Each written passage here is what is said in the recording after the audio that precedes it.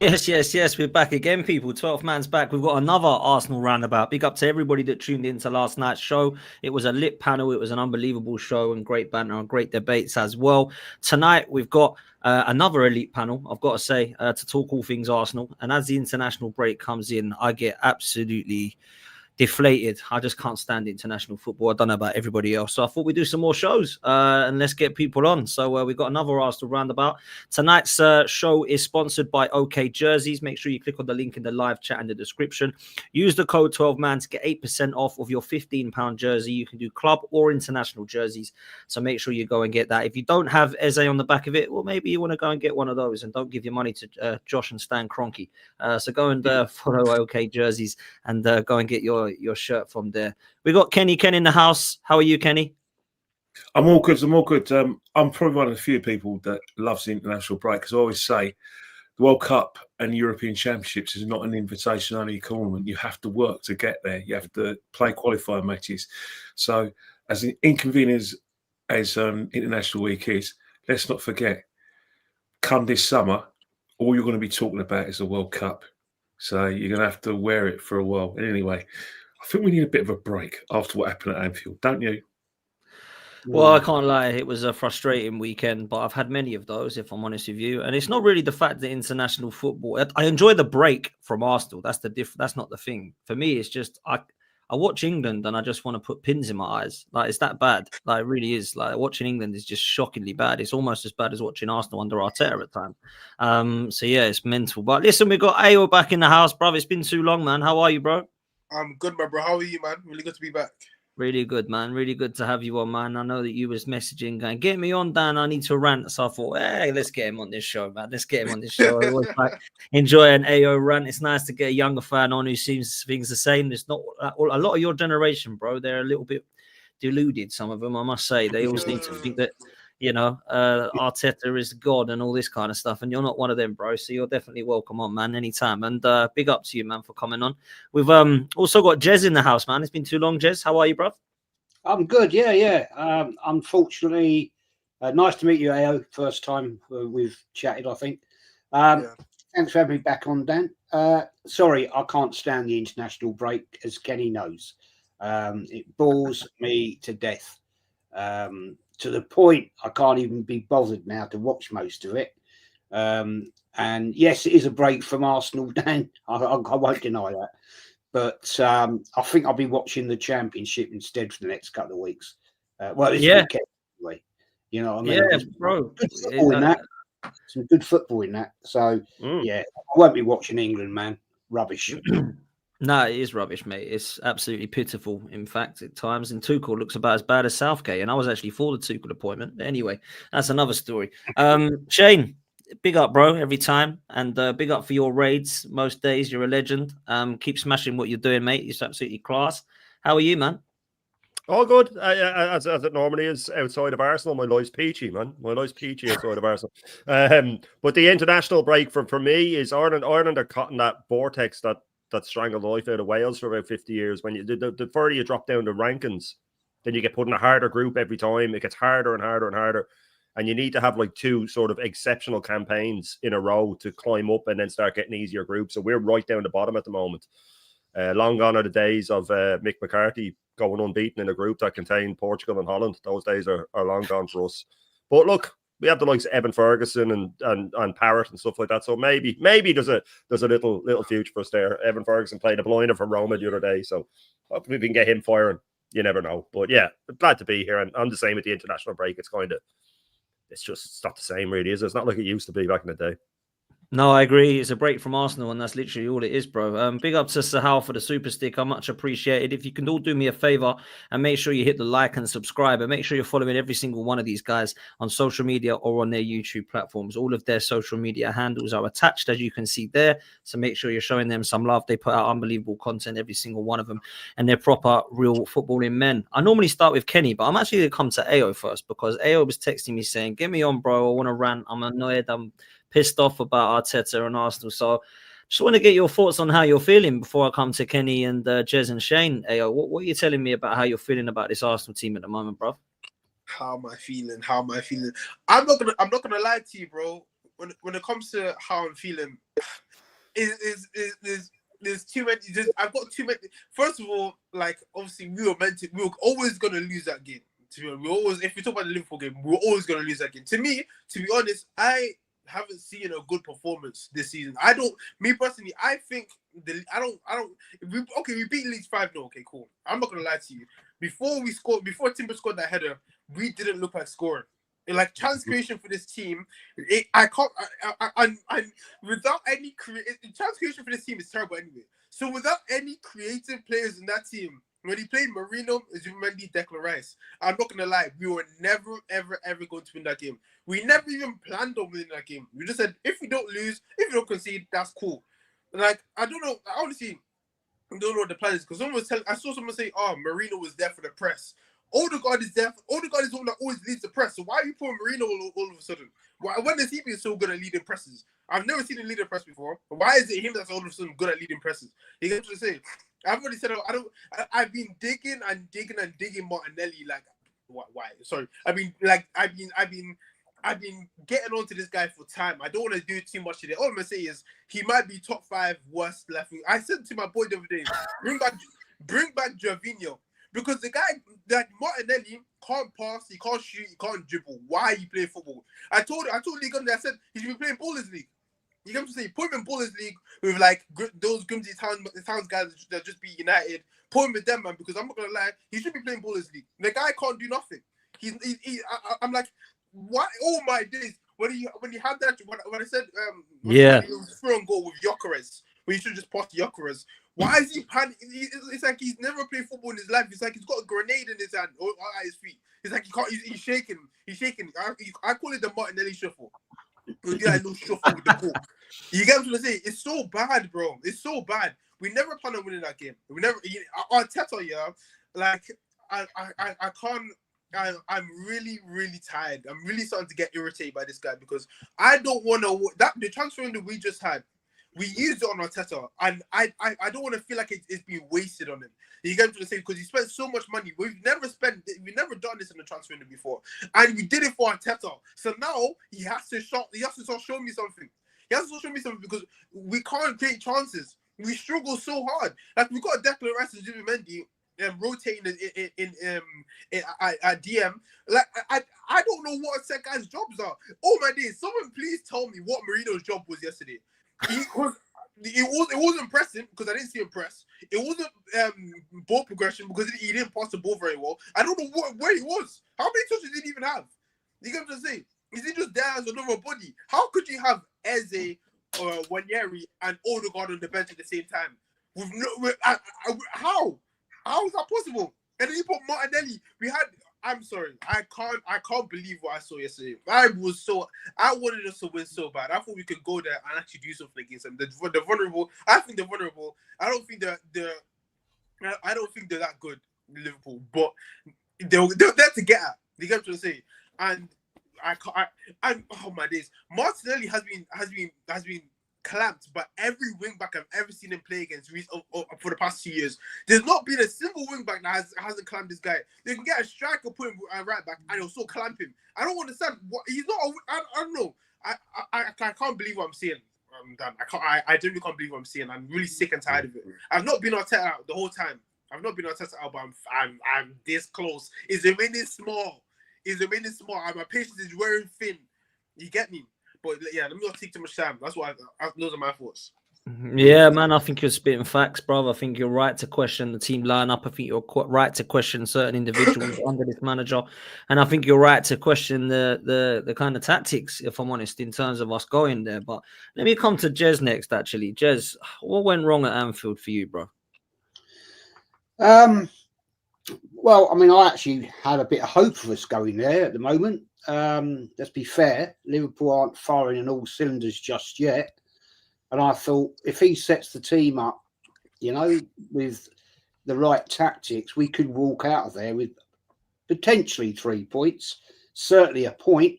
We know how difficult it is to go to Anfield for a lot of football clubs.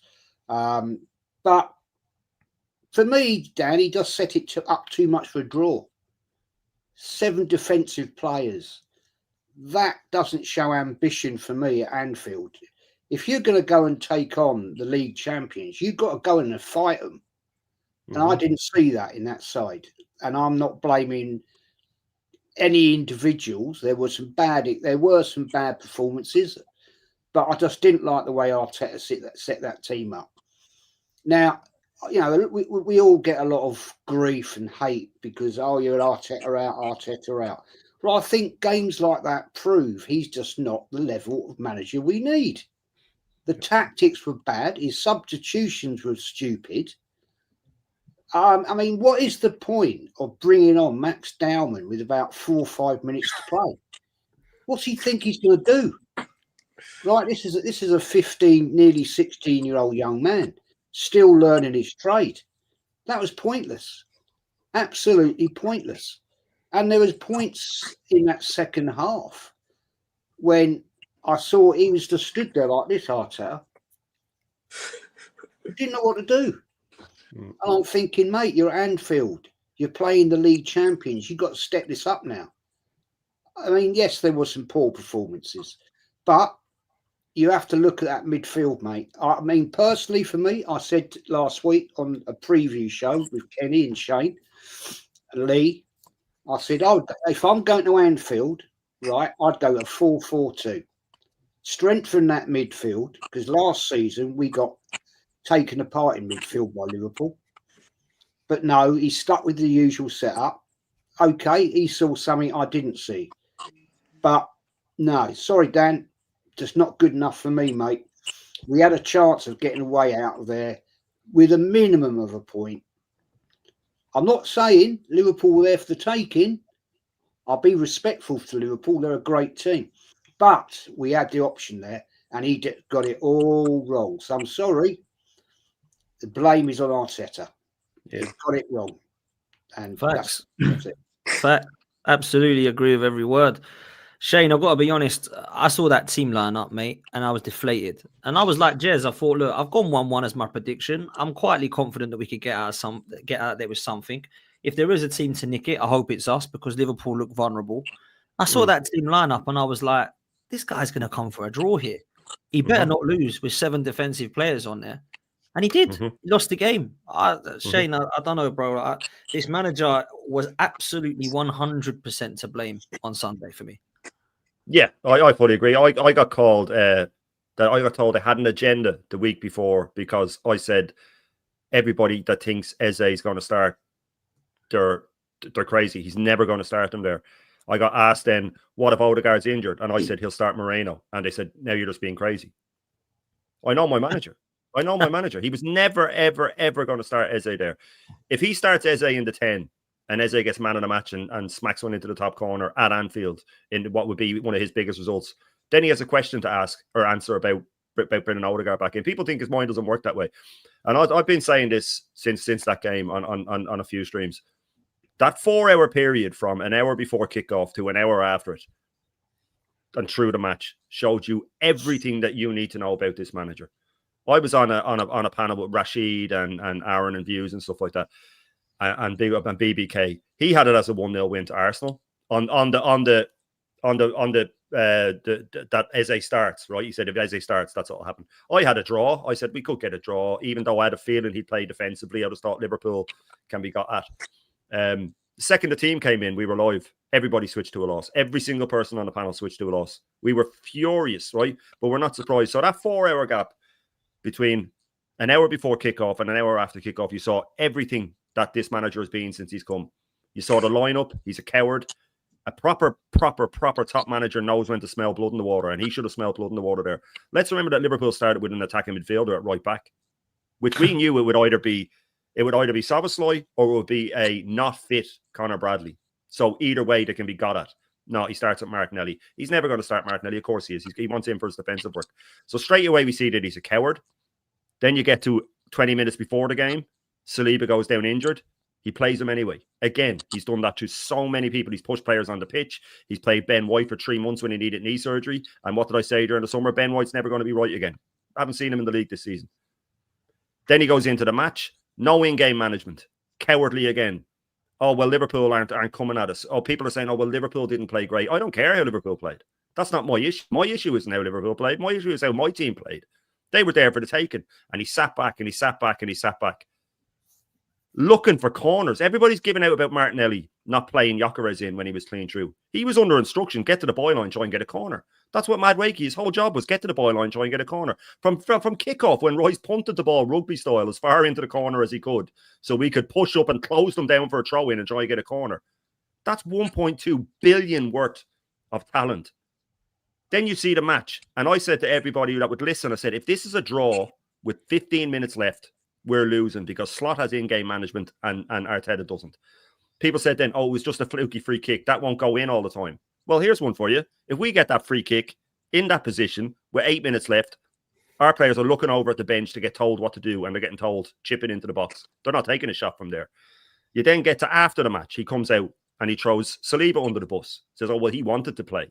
Well, you get paid 15.6 million a year to tell him he's not playing. What happened a week ago with Chelsea against West Ham? Cole Palmer, their best player, gets injured in the warm-up. Sorry, son, you're not playing. I'm not going to risk you.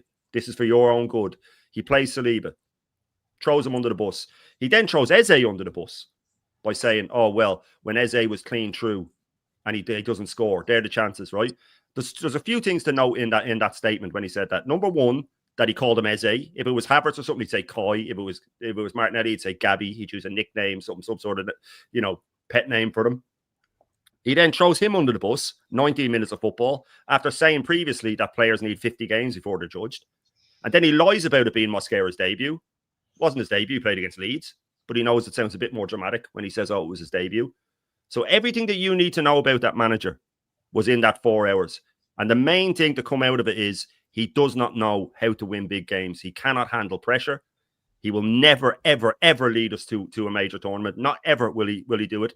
And it proves our point that he's been, no matter what you hand him, me and DJB have been saying it all summer, no matter what summer we have, he could get him prime Ronaldo. He wouldn't know what to do with him. He sat there and he said, I didn't have any other options in midfield than Marino.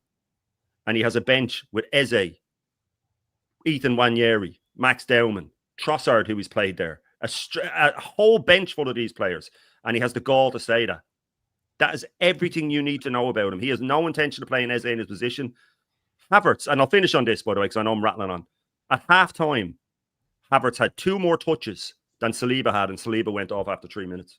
That's how starved he was of service. And that's exactly everything that's wrong with this manager. And we're going to get found out against Forest, City, and Newcastle. I think we'll get maximum 4 points out of it, and the league will be done. And hopefully this manager's done. When you say Havertz, you mean Gyökeres, I guess, Shane. Gyökeres. Sorry, Gyökeres. Yeah, Gyökeres. Yeah. No, I knew what you meant. You said Havertz, but I know you meant Gyökeres. Look, Kenny, I got to be honest. I get your thoughts on the manager, but I also want to get your thoughts on a couple of players that I'm starting to get frustrated with, if I'm honest with you. And they're players that you've given up on, Kenny, if I'm honest with you. And I found myself going, yeah, but they've got quality there. The last glimpse of quality I saw from these two was probably in the 22-23 season. And one of them is your boy, Gabby Martinelli. Now, I've got to be honest with you. I don't put it all down to Gabriel Martinelli. I do put it down to the manager as well. However, you have to look at the individual quality of him and question what's gone on. Because I did this show with Lee earlier, Judges, and I said to him, look at these goals that he's scoring in 22-23. Look at the quality that Ødegaard's showing in terms of going forward and his creative passing. Look at the through ball passes. This manager has absolutely destroyed not just those two, but also was continued to do the same with a couple of others. Now, I looked at some positives in the game individually. I thought Noni Madueke was probably one of our better attackers, not that it was hard. Calafiori didn't really give Salah much of a sniff. I thought Gabriel was okay. I thought Rice was okay. And I thought Mosquera was good when he come on. That's about as far as it goes. I can't say anyone was outstanding by any means. I look at Martinelli at the moment, Kenny, and that looks like a League One player right now. And I don't know what's gone on. I don't know if you can come in, Kenny, because I ain't got a clue. I'm done with Martinelli. I can't see him playing anymore. Well, who knew about Martinelli? That's a player that I called out on the coming towards the end of the 23-24 season for the same things. And it just got worse in last season, 24-25. Yep. He was like, he couldn't even beat his direct opponent. He couldn't beat right backs. You know, there was the indignity of seeing Tyler Diblin absolutely destroy him for pace at the game of the Emirates. I saw Bruno Fernandes doing for pace. And I think as much as you can blame Arteta and you say, well, Arteta's got to do different things, the fact is the guy on the other side, in spite of what he's asked to do by Mikel Arteta, is still producing big moments in games, and he's still producing consistent figures. And 9 out of 10, on average, he will have a 7 out of 10 performance. So they've both been asked to do the same thing. Only Martinelli's quicker than Saka. So you have to ask yourself, is that? I don't think we're going to see any better than what we've seen before. Let's not forget, even when Martinelli was playing good football, Mudryk was waiting in the wings because we were looking to buy him. We were looking to spend a significant amount of money on the guy when Martinelli was playing well up to a point, which means the manager, even as far back as January 23, was looking to move the compass on Martinelli on the left wing's position. He's persevered with him, and what you've seen is that the quality has gone down. The things that he loved about Martinelli, if you loved anything about him, was his inability to play on the shoulder of his defender. But when he played on the left wing, he wasn't. It was when he got into that last third, and then it wasn't the cross. He didn't cross. He went straight in that box, went straight through and goal. Opponents were scared to touch him. He'll either have a shot, or you'll create so much panic, it will be a tap-in for one of our players. That's how Martinelli was playing. Now, I don't think you've seen that in a long, long time. You still see a little bit of glimpses when he gets in one-on-ones, he puts it away, Real Madrid, the save from Donnarumma against PSG. But that's few and far between. So I tapped out Martinelli, and I thought if Arsenal to win the league, then he's not the player to take us forward. When I talk about the left-hand side being a problem, yeah, it's him. Trossard as well. I think of Trossard, he's a dibbly-dobbly. That's all he is, a dibbly-dobbly. He's the master of no trades, but he's a doer of all the trades. Not good enough to play for us. And then you've got the left-back situation where he's not sure he wants to, but he's playing a centre half at left back. That's how he wants to play. So that's where you can say the manager plays him and he wants to give him defensive cover and give the left back defensive cover. That's all well and good. But when you want to win games, you want to like I said, be on the offense. He's not that player no more. We got to look further than him. I think we should have sold him. Because he's 23, 24, we would have got big money for him because of his age, the fact that he still gets in the Brazil squads, and Brazil is still a respected nation despite their decline. They're still respected. So, and he's got considerable experience of playing in Premiership. So that's a player we should have sold. In terms of Martin Odegaard's a different kettle of fish. Martin Odegaard's a different one. His credit in the bank is gone now.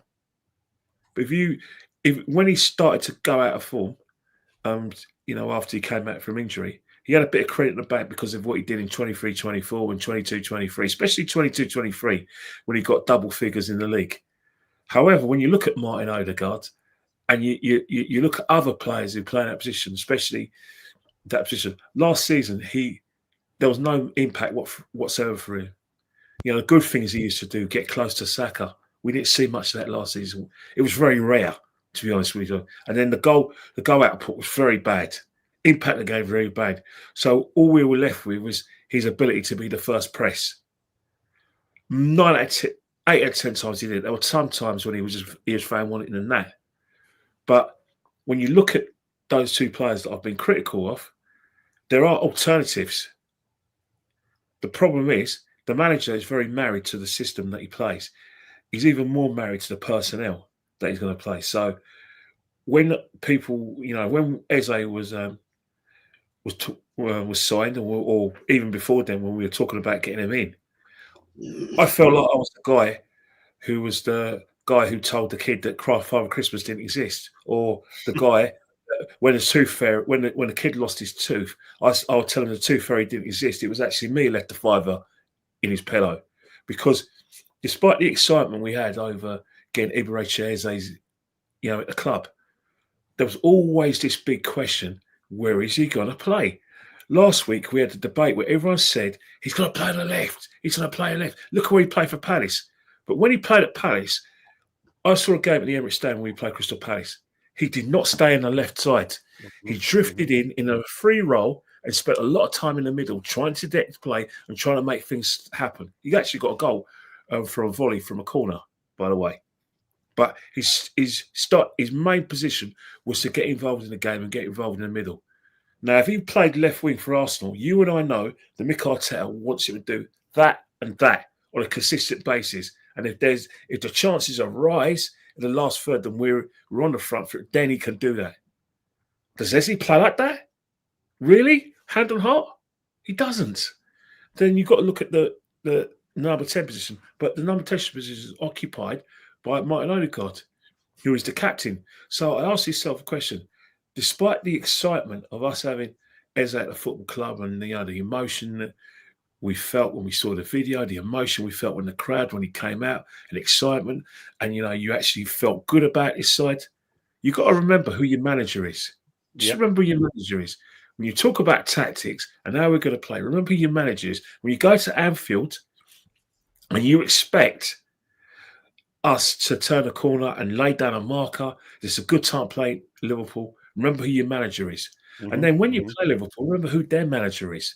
Let's not forget. 2-2, first game of the season. What does he do? Make positive substitutions. Goes and wins the game 4-2. 2-0 up against 10-man Newcastle. Newcastle are smashing to pieces, being robust because they feel aggrieved because Liverpool had the audacity to go for their best player. What did he do? 2-2. He couldn't afford a draw. He had to win it. Because Liverpool players were like battered and bruised, he got younger legs on, smaller players, and then he went for the win. What happens? He wins. Now, you people say, yeah, he's a bit lucky. Yeah, substitutions don't always come off. But when you're on the front foot manager and you have a fair idea of how you want to try and win the game, it doesn't become luck. It becomes the result because you have that little bit of arsenal in terms of your ability to read the game and decide how you want to win the game. Look at Liverpool in the second half. Did you see Szoboszlai overlapping in the first half? No, you did not, because we had them under lock and key. But what did they do? Slot reacted. He just said to the players, press, win those second balls. And then when they were winning the midfield battle, they went up the field, and that's when they got themselves in a position when they were the better side. And then we tried to react to it by bringing the offensive substitution too late. The Liverpool already in control, got the free kick. And when people talk about the Eze moment, he missed a chance and blah, blah. Let's not forget, when Eze had that chance, we're already a goal down. He was only going to get the equaliser. So Mikel Arteta, he needs to stop rewriting history, and he has to do better now because he's under immense pressure. Forget about the rumours about whether he's had a meeting with the Kroenkes or Bert or Freedom had a meeting. The fact that we spent so much money on players where not only have we got the personnel, but we've got players who can actually challenge the way we play and force a change. That's pressure in itself. Good luck with him. But let's remember, he should enjoy it because he's at Arsenal. We're a big club and their expectations are sky high. Can't handle the pressure? No problem. Wait for the Everton job to come along and go to Everton because that's where it is at Arsenal. Whether you like it or not, you are under pressure. You can't handle it, pack your bags. Yeah. Not sure Everton would want him. I think they're quite happy with Moyes, if I'm honest. Look, I've got to be honest with you, AO, I'll come to you on this. Mikel Arteta's got to change his ways. What frustrates me the most is not just the style of play, it's the fact that he's so scared to do anything going forward. He has got a lineup at the back, which is defensively pretty resolute and sound. I think most of the Arsenal fans rate Timber. Most of them rate Ben White. They like the look of Mosquera from what I can make out. Gabriel and Saliba are superb together. And they've obviously got Calafiori, Lewis-Skelly at left back, who's done quite well of late, Lewis-Skelly, I think. And Calafiori, to be fair, has looked good in the last couple. They've got a midfield of Rice and Zubamendi, which is fairly resolute and kind of defensive-minded. When it comes to our attack, it seems that he's wanting to use absolutely no risk whatsoever going forward. Now, what I don't get, and I've spoken to judges about, is he doesn't want to go all-out gung-ho attack because he feels that's too risky. But he's more than happy to let our goalkeeper dick around with it at the back and pass it to the attackers, which I would say is a lot more risk-averse than it is actually having to go and attacking some of the sides. Do you think Arteta is going to change his ways, or do you think we're going to be a defensive side for the rest of this season? When has Arteta? I'm not gonna lie to you. Like, we've got a scared manager. We've got a manager that will go into big games and just pray he doesn't concede. Why do you think he buys centre backs all the time? We've got a whole back line full of centre backs. We've got a whole midfield full of DMs. We've got an attack with a left back in it. Martinelli, I'm talking about. You get what I'm trying to say? Like, we've got a whole team full of defenders. The thing is, right? I said on the stream before. I said we've got the only managers that play like Arteta are Sam Allardyce, Tony Pulis, Sean Dyche. Those are the type of managers, because these guys will go. The mindset that Arteta manages is like, don't lose, which is like those managers that are looking to stay up. They don't want to lose. They don't want to lose points. So they'll go in there, defend, and hope they don't lose. That's relegation. That's a relegation mindset. Compare our midfield, to the way Liverpool's midfield look. McAllister, attack man. Gravenberch can very good box to box. Verts. These guys, can you see a real life can you see any DM in the team? They want to attack, they want to win games, they want to score. You get what I'm saying? Like, we can't score with that style of play. And then you add the players we went out with. We can't. There's no way. We tried to play out the back. Why? I saw them try to play out the back. Why? You got Declan Rice there. You got Zootman. You occupy the same space. They're not progressing the ball. But is Marino going to progress the ball? No. So what was Arteta's plan really? He's scared. He's not going to change. He's always been scared. We've got a record. We've got a good record against the top six. But if you look at it, we haven't won at Anfield since what, 2012? How long has it been? We haven't won at Anfield for time. 2012. We haven't won at the Etihad. Has Arteta won at the Etihad yet? He hasn't won at the Etihad. No. Like, he's scared, bro. He doesn't want to go to these places and win. He wants to keep his own Price's record. Don't look at his record. Is that he's got now? Is it? He lost. You come to say he will never. To me, I don't think he'll change, because I don't think he knows how to. And with the recruitment this season as well, you look at it. We bought Hincapié, he's a centre back that can play left back. You got Calafiori, centre back who can play left back. The recruitment this year, like defensively, has shown me, this guy has stacked his defense full of centre backs. Like, there isn't an attacking player there. And then when you look at it as well, has he ever changed? Like, even in the past, he's changed his formation. I think that's the most he's ever changed. He changed our style of play, so we pass the ball around a little bit. But if you look at it, can he play with I don't think he can change, because look at the striker. He plays like he never watched Gyökeres in his life. Like, he's never seen a Gyökeres game in his life. Since when is Gyökeres the guy that has to come deep and collect the ball? Since when does he be that guy? He's a guy, you play it over the top, you play it free. So which is why you need a creative player in the midfield. Why do I know this, but he don't know this? You get to say, why does everybody else know this, but he doesn't know this? You get to say, he doesn't know, he's too scared to go to these places. He's scared, bro. He's scared. You get to say, I would never believe this guy will change. I don't think he can, because he doesn't. I don't think he knows how to. As someone said to me, he's still learning on the job. Bro, it's been 6 years. It's been 6 years. He can also be learning on this job. He goes to say, what has he got to learn now? It's to me. Just to answer your question, bro. I don't think he will change, because I don't think he has the ability to change. I don't think he knows what he's doing. You get what I'm trying to say? With the recruitment, look, come on. You can't still be trying to tell me. Look, okay, you can't still be trying to tell me that you needed Martinelli yesterday. You got to say, because Calafiori was locking up Salah. So when you see Calafiori is locking up Salah at halftime, you change it. You say, cool, we're doing well. Okay, maybe the Marino thing, okay, cool. We're still no. Marino thing is okay, it's working, but we need to get some creativity to go and score. You bring on an Eze, you bring on an Odegaard quick. He waited. Martinelli played 70 Premier League minutes. How did Martinelli play 70 minutes? How did he get that much time? What was he showing Arteta? What was Calafiori showing? What did he see that we didn't see? Because I didn't see Salah do anything against Calafiori. So if you're looking at Martinelli to track back, if that's Ahmad is, By the way, if the only reason why you're on the pitch as a left winger is because you track back, you are not a good football player. I'm not gonna lie to you. You are not a good football player. You are a left wing back. You get what I'm saying? Yep. But like at halftime, we all saw Califero was doing this thing against Salah. Therefore, you take him off. You bring on an Eze. You're not going to attack. I'm not a gaffer. I'm not a manager. But like guys know this. It's obvious. We all watch the game. You get to see. We all watch the game. As Ken said, like look at Slot. Look at the manager they have. They made changes. They changed it at the right time. They went out attacking. It wasn't working because we're doing all our defense. So they went and changed it. Why did we take so long to change it? Why did they make a change before we did? The guy is scared. Relegation mindset. Tony Pulis. Sean Dyche, all these guys, bro. We talk about David Moyes. David Moyes would. Oh, come on, man. It's shocking to see. It's shocking to see because I'm not a gaffer. I'm not a manager. I'm not. He's got all these coaching badges, but you can't see that Martinelli's not a good left winger. Like he played football. Like he gets to say he's got to know that guy cannot play football. He can't. I can't Facts, believe bro. it.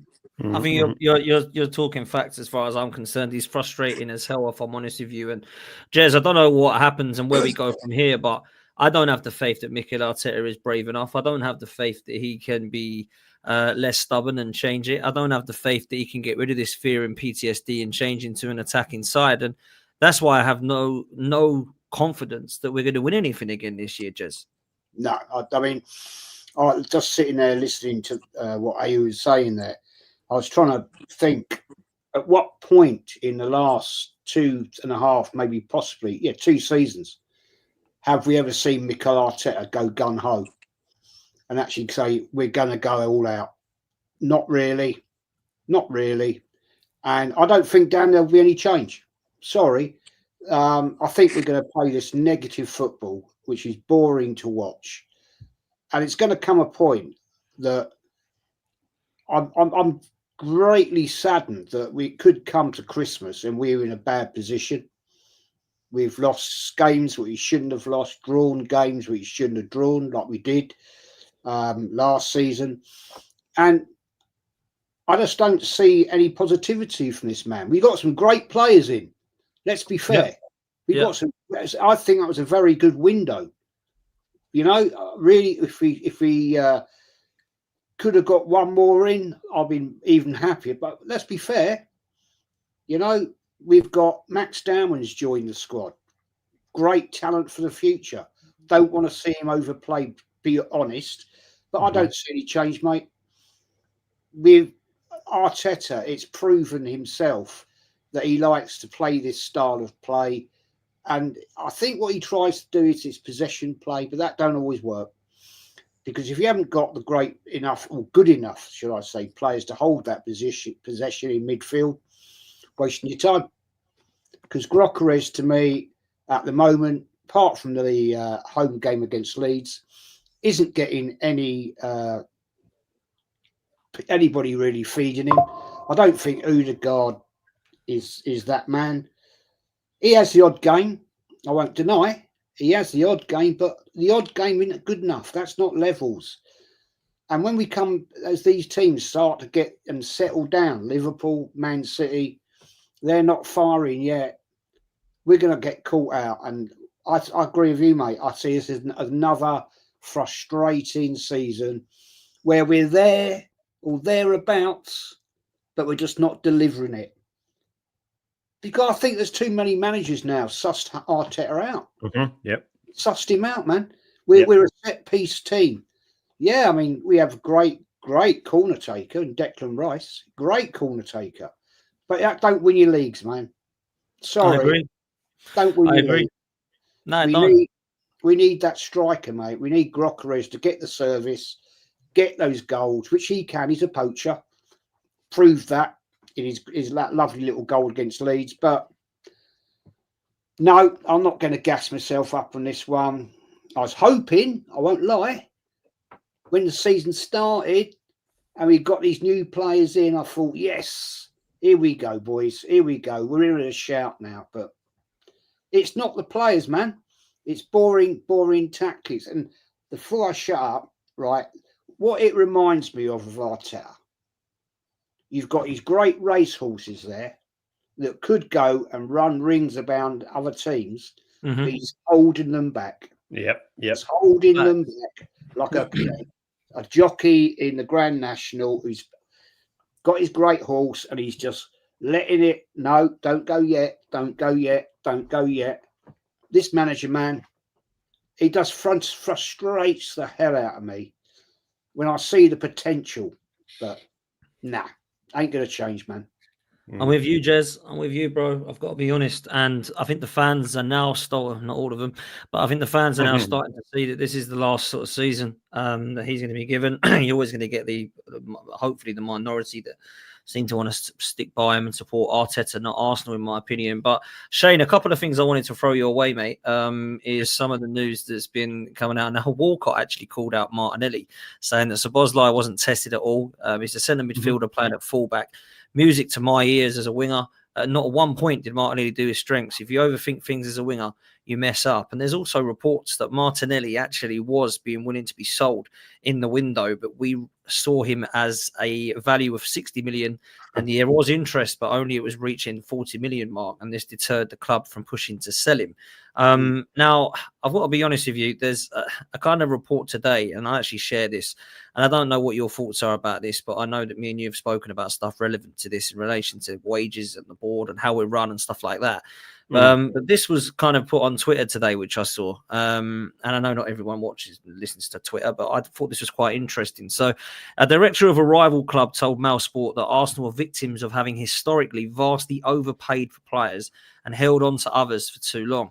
He cited that when the club record fee of 72 million paid for Pepe in 2019 and the 32 million for Zinchenko, they were the two clear examples of paying way over the odds. The same director added that Reece Nelson, Sambi Lokonga, Thomas Partey, Maitland-Niles and Aubameyang were all on a lengthy list of players he feels could have been sold much sooner at a far higher value. Now, obviously, the numbers have been kind of put in relation to net spend and player spend and what we've done so far on players in this transfer window. And Arsenal have kind of not been embarrassed, but it looks kind of rather odd that we are shockingly bad at selling when everyone else is. I mean, Liverpool have spent an incredible amount of money, but net spend is unbelievable because they managed to sell players just like Chelsea have. Now, Martinelli, Zinchenko, Reece Nelson, some of these players have all gone on loan. There's only Kivior that we've really got any half-decent money for, and I think we could have got more money for him. The way that things are, look, Andrea Berta deserves praise because he's been fantastic in terms of incomings and certainly the contracts. But there's that saying, you can't polish a turd, but you can try and roll it in glitter. And I think that's what Andrea Berta's had to do with the sales because they're such bad players and they're on ridiculous wages that nobody could sell these guys. And I think that is a huge, huge problem when I look at it. And Andrea Berta, I think, is the start of change at Arsenal for the better. And I hope that is the case. I still don't trust the Kroenkes and I still don't think Arteta's that guy. However, I do think that this window has proven that Andrea Berta has kind of done his job and he can kind of sit back and wait until January and the next summer comes now. Yeah, well, look, you know, what Berta's doing for me is he's laying the groundwork for the future, which is all we ask. For proper Arsenal fans think more than one season ahead or more than one game ahead. You have to look and go, this could be devastating in a long time. Just like this transfer window, we have to realise now that if Arteta was to go and we got a new manager in, he's not going to have a big transfer window for a long, long time. And I see a lot of Arsenal fans trying to say, oh, why are we always talking about net spend now? Net spend is the only one that matters. Not how much you spend. Net spend is the only one that matters because you're making money back. It's the same in life. If you're going out spending all your money all the time and you're not earning anything in, you're a lot poorer than if you're bringing money in as well. Liverpool have earned this window. They've earned this window. They haven't spent much over the years. They've expanded the stadium. All that stuff has added up. And they've saved all their money up. They've won the league. They got the money for that. They got sponsorship. Everything that you need to do properly. I hold no ill will for the way Liverpool have spent. But they've made 200 and something million back. They've made a bucket load back. And for the outgoings, like you said, what's Berta meant to do? How are you meant to sell Zinchenko, who's on 150 grand a week? How are you meant to do? How are you meant to sell Nelson, who's had 6 hamstring injuries, I think it is at this point? How are you meant to? And Kenny touched on this before when I think it was Aaron or someone put it to him that how did Chelsea make this money? And Kenny said, and it's exactly what I've taught before, you know, they put the players in the shop window, whether it's through a loan to a good team and with insistence that they'll get a certain amount of time or by playing them. When the league was over last season, and I'm talking about 5-6 games left, when it was mathematically over, We should have given up on second place, number one, to concentrate on the Champions League, but he didn't. He risked full teams in matches in between the Champions League. We lost Gabriel against Fulham when there was no need. I was over at that match. Everybody was celebrating at the end, and I was just looking around going, do you not realise that we've just lost Gabriel and we have Champions League coming up? I couldn't believe what I was seeing. When the league was over and second place, I didn't care about second place. None of us did, right? But he knew that if he got second place and he got to the semi-finals of the Champions League, that people would say it's an improvement. So he was dead set on getting second place. But he should have taken Odegaard out, who was playing terrible in the league. Playing terrible anyway. He should have taken him out in the league, played Zinchenko in the 10 for the last 6 games. Maybe he scores a couple of goals, and then you put a bit of money on his transfer value. He could have played. There's players he could have brought in. Nelson was out on loan, but you get what I mean. There was players that could have come in. Fabio Vieira was out on loan, but he never played him when we had him. And then when you're trying to sell damaged goods, we have to take into account how injured a lot of these players are as well. These have been ruined. Like people are putting out the transfer value of our squad, which is just done by some website somewhere, and they had Saka at 150 million. Now, before he got this injury, we were all saying he doesn't look right. He hasn't looked right since he was, let's get it right, rushed back from a 6-month injury after 3 months. He didn't look right. He had lost that bit of pace, the explosive pace that a winger like him needs. And I was watching that game. And when he made that bursting run, when he picked up his latest injury, the second he made that run, me and my missus were watching it, I turned around and said, he's sprinting again. It's the first time I've seen him sprint. Camera pans back, he's injured, right? So he isn't worth that. We have to look into all of these players that he is absolutely obliterated. And I'm glad that Bert is getting in. If the rumours are true about Zubamendi's wage and about Madueke's wage and all these low wages, that's leaving. At least then he's leaving the door open that if they don't work out, we can sell them on. He is laying down the groundwork. And he must have looked at that lineup on Sunday and seen Eze on the bench and Ethan, who he signed down to a new contract, and all of these ballers, and gone, what did I bother? Why did I bother doing this for you? Why did I bother? Because the only players that he played, let's get it right. If Havertz was fit, he starts that game over Gyökeres. 100% he starts that game over Gyökeres, which means that Zubamendi, the player that apparently the deal was done in January, now that's coming out. I think we all knew that it was basically done in January. He would have, the only 2 new signings he would have played were Zubamendi and Madueke, 2 players that we know he really wanted them, right? So he was dropping the ones he didn't want. This guy, everything he does is for himself. And I look at Berta and I go, he's got his eye on him. I think we all knew that. And the reason that I said it even before this rumours of a meeting was because on the first press conference before the United game, Arteta said things I've never heard him say before. He said, no more long-term plan. It's short-term plan now. He said, yeah, we have to go to Old Trafford and try to win. He didn't say go there and do enough to win, or the way he normally word salads it. He's saying things now from him, like that you want from your manager, as in we need to win. So the pressure's on him. He knows the pressure's on him. And the next 3 games, we could be sitting here a month from now, and I mean this, we could be sitting here a month from now with the first real inkling that he could be gone soon. And I genuinely believe that. I think the next 3 games are really going to find him out. I think the players are sick of him. A player like Declan Rice does not want to be told going out into that United or the Liverpool game, what I want you to do from tip is belt it into the far corner as far as you can. He does not want to be told that. No footballer wants to play that way. And I'll finish on this, because if people think that he doesn't make decisions, out of petulance sometimes, or out of his own arrogance, or out of, he wanted to keep let's get it straight. He wanted to keep that Big 6 record alive, because he knows on in this world, in this online world, it's used to defend him. Stuff like that goes through his head. But I'll finish on this. Imagine you're Ethan Nwaneri after signing that new contract, right? You're after signing that new contract, and you're sitting on the bench and your team needs a goal, and he brings on an apparently injured Odegaard and a 15-year-old ahead of you. What are you meant to think? Ethan is a game changer. He is a game changer, and he's sitting on the bench after signing a new contract, and you have this manager bringing on players that it's got to be an insult to him. It has to be an insult to him. And if I was him, I was saying at the time, if I was him, there's a day left in the transfer window, mate. You should be asking for a loan. You should be asking. I think we should have loaned him to Palace, if I'm being honest with you. And when we got Eze and said, go play there for a year and then come back. But like, to finish on the Berta thing, he's fighting an uphill battle, and he did all right for me. I think we should have got more for Kivior as well. I'd put you on that. He had a good end to the season. But how is he meant to get rid of these guys? I mean, like you said, you can polish a turd, man. Just roll it into litter. And he did as good as he could. He did as good as he could. And with the Ethan transfer, I did tell people to calm down. I said, we are not getting the Crystal Palace Ethan. Or sorry, the Crystal Palace Eze. We are not getting the Crystal Palace Eze who plays in the 10 and is allowed to go where he wants and shoot when he wants and play a true ball and beat players. We're getting the Arteta Eze, who's played out the left and made the track back for most of the game. They're two different players, just like Gyökeres. Different player. He won't get the service. So that's why it was hard for me to get too excited about the transfer window. I was looking at players that once he's gone and a new manager comes in, then we have the players for him to work with, i.e. Eze and Gyökeres. Well, there's certainly no attackers that he's got the best out of other than Saka, in my opinion. And there's probably about 12 or 13 names that you can reel off that have either regressed, not made it at the club, or have gone back because they're not good enough. And that's a worry for me when we're seeing Gyökeres and Eze coming into the side. And I hope they're not going to be another couple of names to add to the list. Look, DJB, we've spoken a little bit about Anfield and Arteta and how he's got it wrong and tactically needs to change. We've kind of moved on to the kind of pressure now that is on the manager. Andrea Berta has been the kind of massively key in the last couple of weeks and months. And it's anticipated that Berta will be looking to expand his team with another significant recruitment appointment expected in the coming months. That's come from Gunnerblog. Apparently, he was looking at the Juventus head of scouting, Tognosi, but apparently that has not happened, and he is looking elsewhere to get somebody added. It sounds like this guy's got quite a lot of power. And something that was quite interesting for me was this that was moved on to Twitter last night that I saw. And it's something that I put up on the show. And it's the most I've ever seen this now. I've never seen this bloke come out and talk about this kind of thing. However, apparently Kroenke's held a meeting with Arteta discussing what he expects this season. He's given Arteta everything he's asked for and now expects to have a successful season.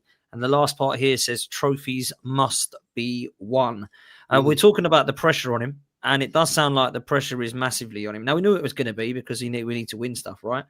It sounds like our owners for the first time are now singing off the same song sheet in that level that we need to win trophies. And Chains just said he thinks there's pressure on him and that there will actually be kind of potential for him to be out the job if nothing does happen. How key is it when you hear stuff like this, DJ? Oh, it's massively key. It's massively key. I think Arteta was under no illusions that going into this season, he had to deliver. I think he's surprised that he's even gone into this season, to be honest, after not delivering last season. Because let's be honest, we're all talking about the money he's spent this year, but really, it's spent enough last season. He's spent enough throughout his reign at Arsenal Football Club. So he's probably shocked that he's even going into this season. So that don't surprise me. And I've said this before. Say what you like about the Kroenkes. Their next goal is to win trophies. You don't get owners spending this sort of money without a return. And people will turn around and say, oh, they're only interested in the Champions League. Well, when they set out, that was probably their first mission. Get us in the Champions League, get us stabilised. But now the money's been going through and money's been spent and he's been in the job long enough. I think they're looking at it now long term, thinking to myself, well, okay, it's time to deliver. He's not learning on the job anymore. He's an established football manager. He's going into his 7th season. We're paying him handsomely. Let's see what he can deliver. Now, the fact that Berta's lining up recruitments and things like that and bringing in different people just tells you that it's kind of an army that's being built up around the club as well, on Berta's side. So we always knew that Berta was going to be put in there by the Kroenkes that had no attachments to the club then, because normally over the years, Arsenal have always had someone that's kind of been attached to the club in some ways throughout the years. This guy's got no attachment to the club whatsoever. So we all knew that when he was brought in, it weren't just about signing players and contracts and everything else. We knew that he was going to be the voice for the owners and everything else and to see what's going on. So for me, Arteta has to deliver. Now, whether that's an FA Cup or a Carabao Cup, I don't know what they've set him. Whether that's just, domestic trophies and that'll buy him time, I don't know.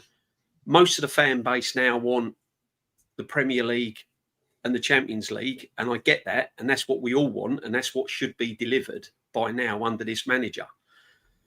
But from the Kroenkes' point of view, would an FA Cup and a Carabao Cup and finishing in the Champions League be good enough? This is what we've got to try and get our heads round. Is it Premier League or bust? Champions League or bust? we don't really know. But what we do know is this guy's got to deliver, because at the moment he's not even delivering a Carabao Cup or an FA Cup. He's miles off of that. And with his tactics that he's doing, and you can't even see him getting over the line with one of them. This is what I'm saying. You can't see any light at the end of the tunnel. Now, if we can't see any light at the end of the tunnel, the owners are probably thinking the same through liaising with Berta, because Berta's probably thinking, hang on a minute, I've signed all these players for him. I've bought him in Eze. The guy has a standing ovation at the first home game against Leeds, all singing, all dancing. He has all that dribble from Ian Wright, the great big build-up, and he takes him to Anfield and he puts him on the bench. Mm-hmm. Now, if you're Andre Berta, you're thinking, hang on a minute, what's going on here? You know, these are not the players that I've brought to the club for this to happen.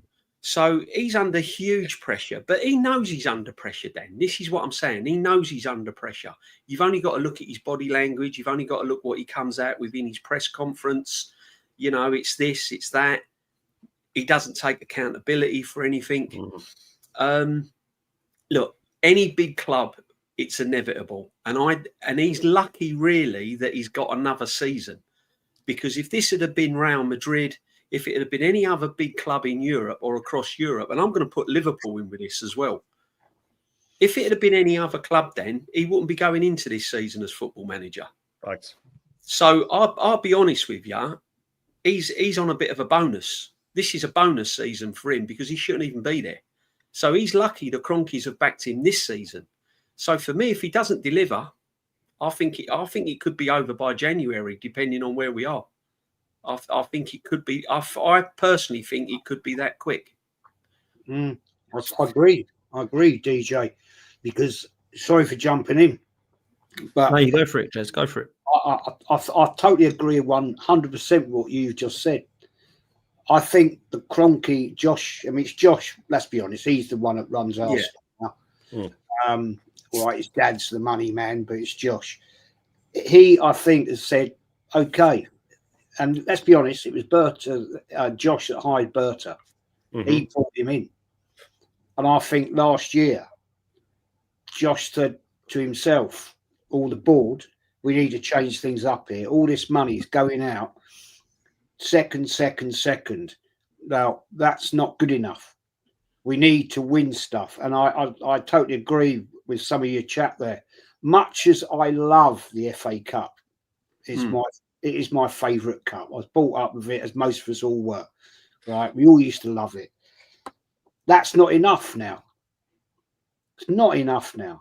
The FA Cup, if they did an FA Cup league double, as we did back in the 90s, no, it's not enough now. Not with 1.1 billion having been spent on this with this manager. It's got to be the big ones. It's got to be the Premier League, or it's got to be the Champions League. And it was proven last season that he couldn't deliver either. Got to the semi-final, couldn't get over the hurdle. Come second again to Liverpool. Not enough, not good enough. And DJ, as you just said, and I agree with you, if we're in a dodgy position, like sitting 6th, 7th at Christmas, and it could happen, guys. We got some tricky games, and we know how we can fall down against the, respectfully, I'll say this, lesser teams, right? We could be in that situation, and then I think it will be, see you later, Arteta, out the door. And I would not be, before I shut up, I would not be at all surprised if Berta is already behind the scenes tapping somebody to come in the back door. Mm-hmm. That's so interesting to me as well, man. Kenny, let me chuck these at you because there's a couple of comments and supers here. Gunner Blogs regular Tuesday, Kate Lawrence, Club Fed PR about Kroenke's expecting a trophy. Was the first time they've briefed against Arteta's record. That's a major shift in their position. Wyatt has also said Kroenke's starting to doubt Arteta. Most recent moves, Gyökeres and Eze are not Arteta's moves. Mm-hmm. Slowly stripping the power away from Berta, example. They'll want to protect their investment and pray. Big up Dan and the panel. Big up to you, my bro, and thanks to everybody in the chat as well. We've got 1.7k in here, which is mad. Make sure you do me a favor and hit the like and subscribe button, and that you're following every single one of these guys as well. Kenny, what do you make to this? I mean, we all know there's pressure, but I always believe there was more pressure for fans like us. Maybe there's pressure from the ownership and the board now as well. Well, the thing about it is that two things that happen at a football club that are factual. The sporting director and the manager are never going to be the best of friends, because at the end of the day, they're both trying to get the ear of the boss man. You know, they both think they're the main men. You know what I mean? The manager wants complete control over the club. He was getting it when he had it to do. However, his complete control of the football club saw players overplayed, saw situations where because we couldn't get money for good players, it was kind of a mess where it was a bit of a financial mess in terms of like high salaries, no return, not being able to sell the players. So, in that basis alone, you have to bring in a sporting director. But when you get someone like Berta, that sporting director is going to come with a wealth of contacts. He's going to have worked with Simeone, someone 10 times more experienced than Arteta. So it was never going to be, like a good fit. And because the thing with sporting directors, they're not just looking at player ability, they're looking at value for money. You know what I mean? Arteta may think, hang on here, I've been spending 2 years on Zubimendi and Sesko, and what you're telling me I'm not going to get the player I want. You're giving me Gyökeres, who doesn't fit into my style of play. That's a problem in itself. And then you've got the Eze thing as well, where he's had to rush getting him signed in. But in terms of like the Kroenke's putting a guy under pressure, well, for a start, he should be under pressure. If you manage Arsenal Football Club, because we're the third biggest club in the country, all the things that we praise Arteta for should be a given anyway. When you say Arteta's, we've now challenged for the league on a regular basis, well, you're at Arsenal, should be. We're now getting into the quarterfinals, semi-finals of the Champions League. We're at Arsenal, should be. And we're now difficult to beat. Yeah, well, Arsenal have always been primed as a team as being difficult to beat anyway. So these are things that he should be doing at Arsenal Football Club. Yes, it wasn't happening, but that's the norm at Arsenal. That's, dare I say, the bare minimum. Challenge for the league, get into the latter stage of the Champions League. Arsenal have to win a trophy every year. So he should be under pressure, but for some reason he isn't. And when you think about the 6 or 7 years at the club as well, the cycle for a manager in Europe, even the ones who win, is 4 to 5 years. Guardiola did not spend 5 or 7 years at Barcelona. He didn't spend that at Bayern. At Man City, he spent that because obviously he's winning, he's building trophy, and he wanted to see if he can build another side. We've never seen Guardiola rebuild a team. We've seen him build a team. We've never seen him rebuild a team. So that's it. But in terms of like the Kroenkes, like putting him under pressure, well, that's about right, because they spent £1 billion, because they got new players in. So they are going to expect a return. And you know what happens when you spend big money? You start crack the whip, and you start with the fear. Logically, Stan Kroenke is going to look at the Eze thing and think, "Ain't gonna is everything all right? You're going to get him in that side. Are you going to get him in the first team? Gyökeres, you're going to get the best out of him."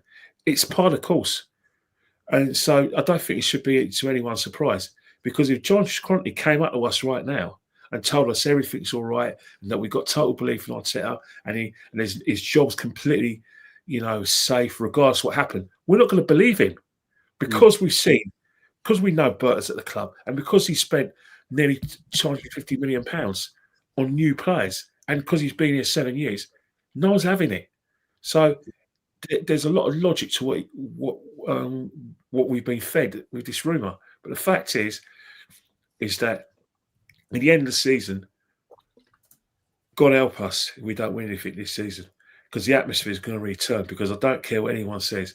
Yes, Liverpool are the champions. Yes, Liverpool got Isaac. Yes, Liverpool got a very, very good tactical manager. And yes, Man City, you never know with Man City. They've got all these resources, blah, blah. No one at Arsenal cares, because we've shown that we can still that we're in the mix. We have to deliver. There's going to be no excuses. Injuries, no excuses. You've got big squad now, so you can cope with injuries. Referees, this is so what? Find a way to win. The pressure the manager's going to be under is going to be immense. But there's going to be pressure within the whole football club. So like I said before, I'm going to keep repeating myself. We're going to be the most watched club in everything we do. Our podcasts are going to be the most viewed. Our games are going to be the most viewed. Anything on Arsenal, any ex-player that speaks about Arsenal, when the manager speaks, it's going to be completely under scrutiny. Because I'll tell you one thing, the pressure's on. I'm not trying to preach, anti-Arteta out, hate or Arteta out things. That's going to come anyway. Because if we don't win, regardless of you're a fan of the club or not, heads will have to roll. Because I'll tell you one thing now, at Arsenal Football Club, regardless whether you're Arteta in or Arteta out, we're at this stage now where it's draw the line. No more. No more seconds. No more no trophies. We have to win now or we make changes. That's where the majority of the fan base are at, because even they now know that the tools are there for us to win. Look, I've got to be honest. I think you're spitting facts. And I've got a question for each of you before we close, right? That I've just been typing away here. Because what I like to do is get some understanding of where people are at from social media and other stuff, which sometimes isn't a good thing, trust me. But I'm going to throw a kind of question at you each, okay? I'll tell you what I'll do. I'll start with you, Ayo. This is the first one. What should our front four be when everyone is fit to you? We've got everybody fit. What would your front four be at Arsenal?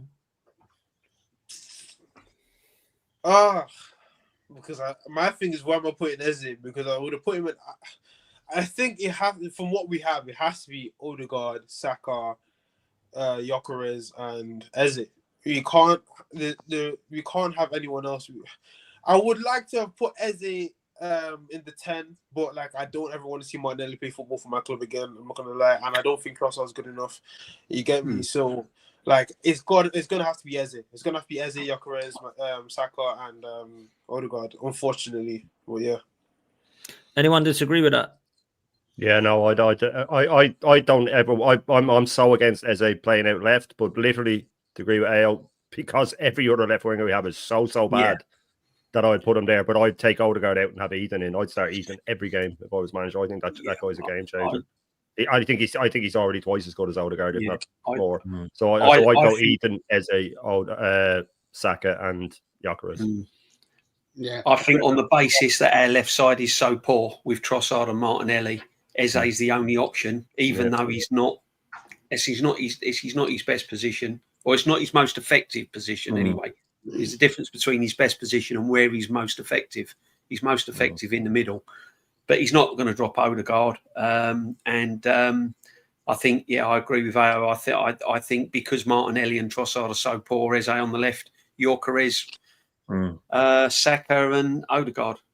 But I wouldn't overlook Wanyeri in the 10, though. I've got to be honest. I wouldn't overlook Wanyeri in the 10, but we'll see. You know what though? A real tactician and a manager would have Eze, but not as a touchline winger like we've used Martinelli. We would have him drift in to do what he did at Palace. He can just drift inside and do what he needs to do inside, and wherever, just have him free room. But Arteta, Arteta's going to do. Slap him, touchline winger, take on the man, and hope he does something. Can you imagine AO with Eze drifting all the way inside, and then we have Calafiori drifting inside as well? The teams will just be pinging the ball out. The whole side would just be empty. The whole side would just be empty. But Calafiori can do the bombing up and down. He can do it. I think if.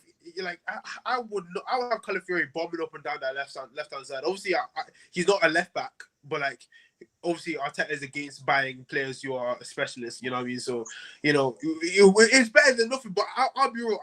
A real tactician, a real manager, I think anyone else who's seen Eze play for Crystal Palace would do that. Would have Eze drifting inside and have Calafiori bombing up and down that left wing, doing all touchline stuff. Slot would do it. Slot would do it. Slot would do it with that because he's got experience. But I think the problem is, when you have that front four, again, this is a situation right now.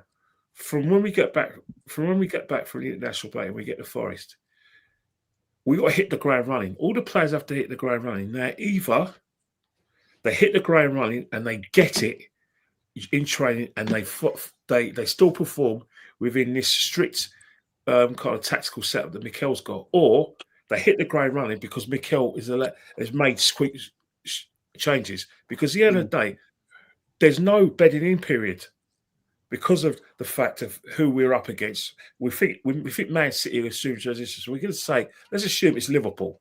Let's assume with Eze, he's hit the ground running. They're good to go. Salah's, regained some bit of form. Verts is hitting the ground running. And they get these group of fixtures they got after the break, and they can win all of them. Mm-hmm. We've got to match that. So there's no time. Oh yeah, we've got to wait for Kroenke to get the fitness, or bed in a bit. No, there's no time. So Mikel Arteta is under even greater pressure to get his players to fit into that front four that AO's picked, or change it so it gives them a chance to do well, so we can get the results. Because we need results, because we've got to be immaculate from now on. Yeah. Kenny, sorry to interrupt, mate, but he won't change. Arteta is going to shoehorn Havertz in there, mate. You know that. He's going to shoehorn him in there. Havertz is his go-to, man. Mikel Arteta will be absolutely devastated that Havertz is injured, because the end of the day, he's going to have to go with Gyökeres. He's going to have to get him up and running. He won't be able to sort of have that alternative. And even from the bench, he hasn't got to have the guy Havertz to smack defenders around, metaphorically on the pitch, get them working, or get on the end of a tapping or so, or win a free kick. He hasn't got that option. So in that respect, he is gutted. But when Havertz is fully fit, you could be right, because that's the thing, though, Kenny. Sorry, go on. Of course he will. But this is very interesting here. I'm just reading in Dan's chat there. The chat called Raiden. I don't know you, man. I don't know you. He's saying we need to back Arteta. He needs us more than any ever. No, mate, it's Arsenal Football Club. That's who we support. Mm-hmm. Right? Managers come, managers go. Sorry, buddy, but it's the Arsenal Football Club. They will be here forever. So no, sorry, mate, you got that one bad. Yeah, and he's been back long enough, Jez. Can I ask a question? What does backing him mean then? Because it means blindly backing him, Dan. I think they mean blindly back him. That's the issue I have. I think they just want to blindly back him, no matter what he does, no matter what he says, no matter what decision he makes, back him. But that never leads to any good in any walk of life. If someone's doing something wrong, they have to be held accountable. Just like if he had come out at the end of the Liverpool match and said, "Do you know what? I think I got that lineup wrong," you'd have a little bit more respect for him. You go, okay, but instead he threw everybody else under the bus. And the thing that he let slip in that, and it just touches on what Kenny said, was about that if Odegaard's out, he'll shoehorn Havertz in somewhere. He basically let it slip when he was talking about not having anyone to play in midfield. He said, "Oh, guys, I didn't have Martin Odegaard today, guys, and I didn't have Kai, guys, so I had to play Marino." So he basically admitted in that when Odegaard's out, Kai Havertz comes into the 10. And then he'll drop Gyökeres as well when Havertz is back. Oh, please! Can you imagine? If I ever see Havertz in the 10, I'm going to. I'm not going to. He basically let it slip away. That's what he said. I didn't have Odegaard, and I didn't have Kai, so I had to play Marino. He unintentionally admitted. Yeah, do you know what? Well, you can talk about lineups all day long. I've fallen out of trust with this manager now. After Sunday was the final nail in the coffin for me. I've fallen out of trust. I don't trust him now. I don't trust him. Just quickly, DJ. Sorry to cut you. Just quickly, right? And you agree with this, right? People say to me, "Why don't you just get behind the manager? Why don't you just say?" Me, DJ, and Kenny go to every home game, right? Exactly, and the majority of away games. What do you think we're not back? We go to every game and support the team. What is this backing? Do we have to come onto podcasts and go, "Hey, Arteta, he's the best thing I've ever seen"? If we don't believe he's the right manager, then we can just say, every season, good job, got to a ceiling. Don't think he can get us across the line. We're challenging now. What's wrong with that? I don't get it. That's what Sorry, that's what DJ. it is though to these No, guys. no, I'm blindly with you, back. Dan. I've been saying it. What is wrong with just holding your hands up and saying, look, there's been some good things. We've had some good times. There's been some good passage of play in certain seasons and games. You've got us challenging. At the end of the day, it's just not been good enough. I'll hold my hands up. It's time to walk away. I don't see what the problem is with that. We're not all this about Arteta. We just feel that he's not the man for the job. And by saying that, I don't see the problem. But as for backing him, I mean, you've only got I'll send you my bank statement if you want. So how much I've spent on this football club. So like, it ain't no It's problem. mad, bro. You got to understand. That's what he is to these guys, or guys who weren't really around when Arsenal were good. That's what he is to these guys. This is the best they've ever seen Arsenal Football Club. Like this is even for me. This is there is older fans no way out. There's older fans that are the same. There's older fans than me that are the same. There's fans there. They've been bamboozled by him. They've been bamboozled by him. It's a mentality thing. All the way, man. Sorry, Ross. No, you're It's a funny. I don't get these people, right? I get people say to me in my chat, "You have no right to have an opinion on Arteta because you don't go to games anymore." Okay, fair enough. Like, that's a bit of a weird comment, really, because I mean, does that mean because I don't go to Parliament every day, I don't have a right to vote when there's a general election? Everybody is entitled to an opinion, come what may. And I just don't understand these idiots that make these stupid comments that you're not allowed to have an opinion, right, because you don't go to games anymore. Well, I actually do go to games. I go to Brighton away most years, right, because it's only down the road from me and it's easy. So I don't understand it. It's just mad to me, it really is. It is mad. Sorry, bro. Now go on, Ayo. Yeah, like it's what he is. Like it's for me. If you're an older fan and you've seen success and then and you're still willing to back the man, obviously backing, okay, cool. But if you're talking about telling guys to back the manager, to me your mentality is wrong. You're not a winner. You're not really, because I've never seen Arsenal. This is the best I've ever seen Arsenal. Yeah, I'm not content. If you're content with what we're seeing. Not seeing a trophy since 2020, not seeing us being good since the last time we won the league. Really and truly, you got to look at yourself and remember, like, okay, cool. What's wrong with me? Because why are you so content with losing? Second place, we're losing. We achieved the same thing as Tottenham. I'm having Tottenham fans talk to me. Tottenham fans are talking to me. For my whole life, I've never had a Tottenham fan ever been able to talk to me. Tottenham fans are talking to me now, because we achieved the same thing as them. Second place, it don't mean anything. It doesn't mean anything. Because someone tell me why.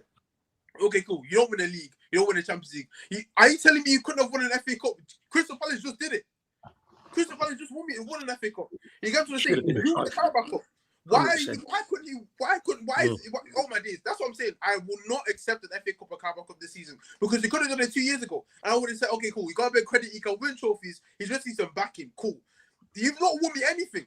So now you've had the backing, win me a major. Since it's all it's Champions League, we're going for the Premier League, we want to win this one, win the major. Win that major for me. That's what I'm saying. This season, win it for me or get out. That's my whole thing now. Because you've had it. You've had the time. You could have won me a Carabao Cup 2 years ago or last year or FA Cup. You could have won me something like that. But instead, you let these things. We get knocked out by United. Do we get knocked out by United? Like, you get to say, how are we supposed to accept this? So if you're content with what you're seeing right now, look at yourself in the mirror and be like, okay, cool. Why? Why am I so content with what I'm seeing? It's not even that good. Because we are achieving the same thing Tottenham achieved. Tottenham are in the Champions League, the same result. Like, how? You get to say, how are you so content with what we're seeing? It's dumb, man. I will never conform to that. I totally agree, bro. Totally agree with you, 100%. Let me do some of these supers, and I've got some more questions for you to close. Felix says there was the Arsenal before 2006, and now, yeah, I agree with that, 100%. MC says the reason why he wants Sesko is because his first name is Benjamin. He likes players with same names. Martins, Gabby's, Mikel's, Ben's. A lovely, happy family. Big up to you, bro. And Arteta sabotaging Gyökeres on purpose use. Let me come to Kenny on this one. Actually, this is the question, bro. is Gyökeres going to end up scoring more goals than Premier League goals than Havertz did? 15, by the way, it would take.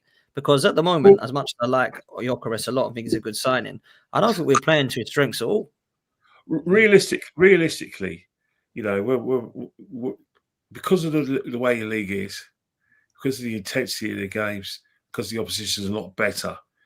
You know, I said on previous podcasts, especially your podcast, that I would have been happy with probably between 15 and 17 goals, and probably another 8 in the cup. So 23 to 25 goals. That's about right. It's kind of what I expect him to score anyway at the state of play. But the thing with Gyökeres is that are we getting Gyökeres in? No, for that he may struggle to adapt, you know, in sort of like 6-pointers. But when we play teams that we should be beating, that's when we get the flat track bullying. Because if we get the flat track bullying and he starts scoring goals against the teams we should be beating, that could be enough for goal difference. Because we're not sure. Well, one thing we're sure of, and what we saw in Portugal, is that against teams we should be, against the teams, you know, Lisbon should be beaten, he smashed to pieces. He's got that in his locker. He's powerful. He's a bulldozer striker, and he will get the striker goals. So I think probably between 15 and 70 goals is about right anyway. And I don't think it'd be anything to doubt on the manager. I think it'd be down to the fact that it's a stronger league. I genuinely believe that, even if he played to the best of his ability. But the way things are at the moment, to give it a bit of balance, I don't think he's fit. I have to be honest; he doesn't look fit to me. He looks fit to probably do a session with me in a gym. You know, do a bit, you know, do some squats, you know. I wouldn't want to do a session with you in the gym, Kenny. I'll tell you that now.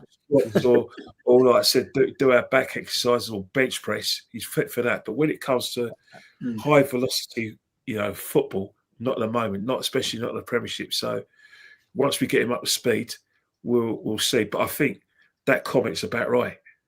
We've got to be realistic. I expect 20 goals this season from him. I expect 15 and 17 goals from him. We've got to be realistic. I think DJ was saying, like, I think me and DJ talked about it in a pub the other week, like people that were saying, he's going to get 35 goals in the league and all this. I'm like, Henry got 30 at his best. Do you know what I mean? Like, let's calm down. Like, this guy, if he gets anywhere near 20, it'd be brilliant for me. Absolutely. No, exactly. We've got to be realistic, like, do you know what I'm saying? You've got to be realistic. Anyway, no Henry. Nah, of course he isn't. Let me go to the next question. Jez, I'll come to you with this one. We got Forest, Man City, and Newcastle next. How many points do you think we get from those three? Oh, that's a very good one. Forest at home. I reckon we'll beat Forest, to be honest. I think that's 3 points. Man City, well, we know what can happen there, don't we? They're not firing yet. So I'll take a punt on this one. I'm going to take a punt on this one. If Arteta gets it right on the day with his team and his tactics, I haven't got great faith in it. I reckon we could get definitely a point out of it. But I'm going to stick my head in the chopping block and I'm going to say 6. Newcastle away. They've lost Isaac. That can make a big difference there. I will say positive. I'll be ultra positive, people. Ultra positive. I'll say a point. So I'm going to say 7 points. I'd love to take 7 points. I'd absolutely love to take. I've just been positive. I'm taking 5. I'm going to go 5. Forest to win. City draw. I don't know. Forest the best counter-attacking team in the league for me. I'm going 5 points. I'm going to go 5. You know what? I think Forest depends what Forest are, because at the end of the day, the team's there. They're a very good team, but they've got Miranakis, who's basically like the Tony Soprano of Greece. You know, he's bigger than Tony. God bless his soul, Tony. Anyway, him and Nuno Espirito Santo having a bit of contact, and he may not even be there by Yeah. I made my prediction, Kenny. I made my prediction when we play Forest. When we play Forest at the end of the international break, Jose Mourinho will be our manager. Yeah, exactly. But even but saying that, if Nuno's there, we win because Man City's another. This is a situation because with Man City, one of the things that Man City haven't been doing, like they did 2 seasons ago, is that they don't put teams to the sword. They did enough in the game against Brighton to win the game, but because it was only 1-0, like fools, they thought, yeah, it'll be all right with that. Didn't try to kill it off, and they paid a price for that. Because if that Man City plays against us and they leave space, we're murdering them. So I'm going for a 3-1. Newcastle, the only way we'll win at St James Park with Newcastle. All we need for us to get a result with James Park, we need an idiot because Liverpool, when they played, had an idiot. He's a Liverpool fan, by the way, called Anthony Gordon. He's an idiot. The only way we beat Newcastle if another idiot steps forward and does something stupid because they're going to play the same way that they played against last season. Guimaraes is going to have a fine line. Joe Linton's going to get in amongst us. Dan Burns is going to be aggressive. They're going to start bullying us to the field, press us out of the game, get a goal, and then sit on it. But if they don't keep their emotions in check, that's how we probably will win. But stating that, I do think that we're more likely. How many points are you going for, Kenny? How many points? I'm going for 7 points because we're not beating Newcastle away because of the fact that I do think if the referee gives them, allows. The game, tackles the flow and allows a bit of aggression. I think Newcastle will either beat us or we'll be lucky to get a point. So I'm going 7. 5. I'm on 2 actually. 2. Draw. I can see in that Newcastle game. I can genuinely see him starting Marino, Declan Rice, and Jimmy Mendy. Double down on his arrogance. Yeah. Yeah, that's gonna stink. I'm not watching that game. I don't think I'll be able to do it. 90 minutes of that trash. I don't think I'll watch that game. There's better things that I can do, to be fair, than watch Marino in my midfield again. And then I can see him doing the Martinelli thing as well. Oh, yeah. That's just the problem is with this manager, he'll probably set up the same as he did against Newcastle, like he did at Liverpool, just to prove a point. So if it comes off, he can turn around and say, "Well, I told you so." Yeah, that's. I mean, I'm being a bit hypothetical, but that's the sort of thing he'll do. He'll set up the same way as he did at Anfield at Newcastle. I think we'll beat Forest because I think they're a bit of a mess off the field at the moment, and that's affecting them. Forest. However, with what Shane said, he could be right, and it could be a completely different game if that happens off the field. I don't think we beat City or Newcastle. I think we draw both. Yeah, I'm with you. Then I'm 5 points. And what if Liverpool win their 3 games and Chelsea? Well, then they're going to win the league nice and early, Shane. But Chelsea as well. But I mean, that's what I'm talking about. The pressure. We could be here a month from now going. The pressure is it's completely changed now. That it's all over by Halloween. There you go. Big up the Coyle, man. Big up the Coyle Walsh. I wish I could have some positivity. I wish I could. You're so negative saying that, mate. You get absolutely. I get hate. I'll get hate. You can't say that, man. I get enough hate. Trust me, I don't care. I've got enough hate the last 5 years. I might as well continue, mightn't it? You know what I'm saying? Dan, you can't win, can you? What do you mean? It's all about association with you. You get slagged off if you hang around with me and Lee Gunner, and then you get slagged off because you hang around with Lyle and AFTV. So you can't win. I try to keep everyone sweet, but you can never do that in this world, bro. That's what it is. You can never do that in this world. But I try to get on with everyone, but sometimes it don't work that way. Let me chuck this one to Shane. I don't think Shane's had a proper question yet, so let me chuck this one. Do you think a domestic cup's the best chance of silverware, Shane? Yeah, I don't think we're good enough to win the Champions League. I don't think we're good enough to win the league. But I think he'll bin them off as he always does. I think if me and Jez were talking about this a few weeks ago. Like, how far do you think we get? And I said for FA Cup and League Cup, it depends on the draw in both of them. If we get a sort of a top 10 team away from home early in either cup, I think he'll make too many changes and we'll go out. I wonder if he thinks maybe I can concentrate on one of these and it might keep my job because. It'd be his way of thinking, but I think it's definitely our best chance. But when you factor in the Arteta aspect of it, that he always bins them off. When what have we got two fourth rounds in the last 5 years in the FA Cup and gone out in the third round every other time.